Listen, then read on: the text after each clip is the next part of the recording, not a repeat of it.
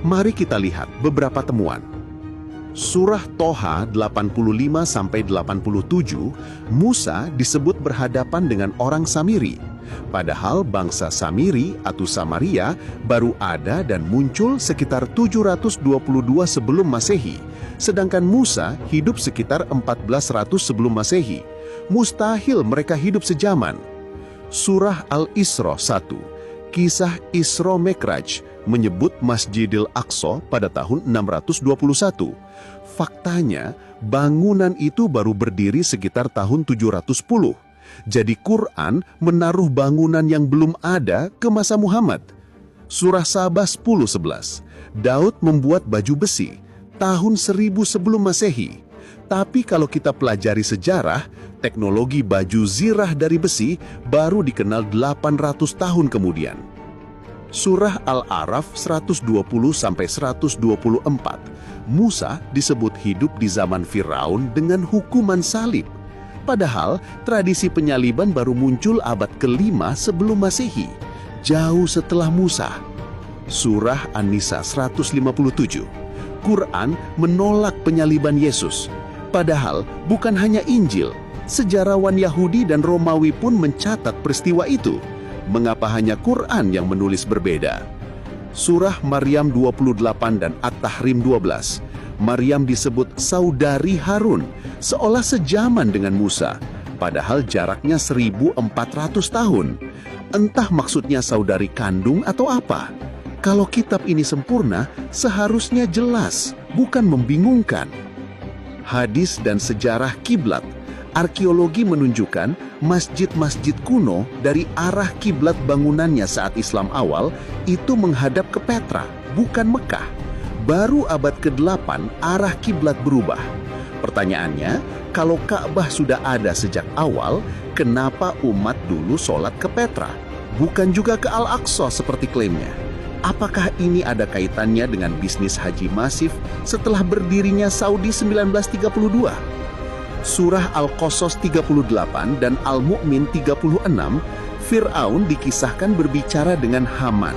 Tapi Haman hidup di Persia abad ke-5 sebelum Masehi, sementara Fir'aun ribuan tahun sebelumnya. Mustahil mereka bisa bertemu. Surah Al-Kahf 96, kisah Zulkarnain membangun tembok menahan Ya'juj dan Ma'juj. Narasi ini identik dengan legenda Alexander the Great. Hingga kini tak ada bukti tembok itu pernah ada. Surah Yusuf 20, Yusuf dijual dengan beberapa dirham. Padahal Yusuf hidup 1800 sebelum Masehi, sedangkan dirham baru muncul 600 Masehi. Seharusnya shikal seperti catatan Alkitab. Semua ini membentuk pola yang jelas.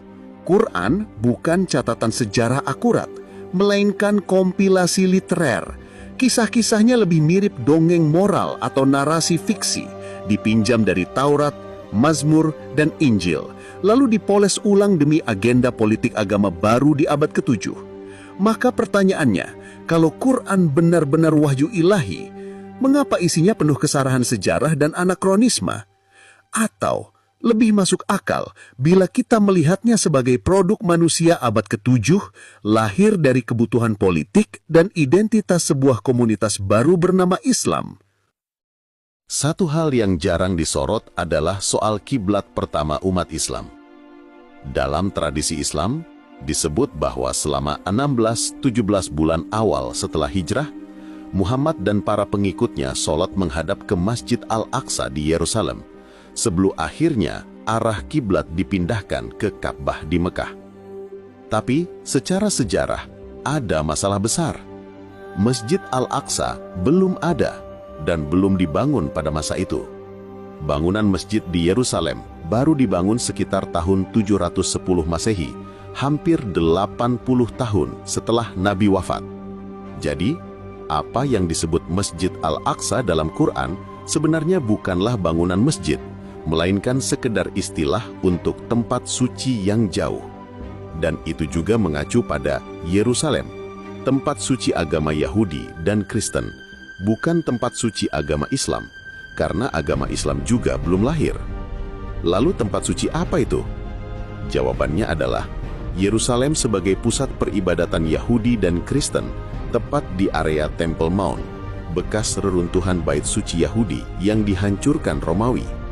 Artinya, kalau umat Islam awal benar-benar sholat menghadap ke sana, mereka sebenarnya sedang menghadap ke arah tempat suci Yahudi Kristen, bukan Masjid Islam.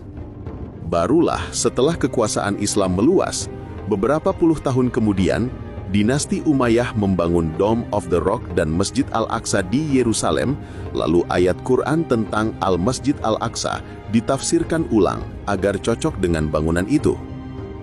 Ini menimbulkan pertanyaan kritis. Kalau Quran memang wahyu abadi, mengapa ia memakai istilah yang baru mendapat bentuk fisiknya puluhan tahun setelah Nabi wafat? Apakah ini tidak menunjukkan adanya anakronisme lain dalam teks suci, di mana tafsir politik kemudian ditempelkan ke ayat lama? Di titik ini, kita mulai melihat sebuah pola. Ketidakjelasan dalam Quran bukanlah kecelakaan, melainkan bagian dari sistem itu sendiri. Dengan kisah yang menggantung, tafsir bisa ditarik ke arah manapun sesuai kepentingan. Dengan detil yang kabur, otoritas agama bisa masuk dan berkata, hanya ulama yang bisa menjelaskan maknanya. Dengan bahasa yang penuh serapan, pintu spekulasi selalu terbuka. Artinya, umat akan selalu bergantung pada tafsir, bukan pada teks itu sendiri, bukan pada kebenaran yang jelas, melainkan pada otoritas yang mengklaim punya kuasa atas makna. Maka pertanyaannya, apakah benar Quran dimaksudkan sebagai kitab yang jelas untuk semua manusia? Atau justru ia sengaja ditulis penuh ambiguitas agar tafsirnya bisa terus dikendalikan oleh segelintir orang? Kalau kita tarik ke konteks modern, pola ini sangat terlihat. Di Indonesia misalnya, karena ketidakjelasan Quran, umat akhirnya bergantung pada tafsir ulama. Tapi tafsir ulama pun berbeda-beda. Ulama moderat menghasilkan tafsir yang moderat. Sementara ulama radikal melahirkan tafsir radikal yang bisa menimbulkan konflik sosial ketika diterapkan. Belum lagi fatwa-fatwa resmi yang sering kali menimbulkan kontroversi. Misalnya, fatwa MUI tentang Bitcoin yang dihukumi haram. Lalu, fatwa MUI Jawa Timur yang mengharamkan sound horeg. Jawa. Bahkan ucapan selamat hari raya kepada umat agama lain pun difatwakan haram.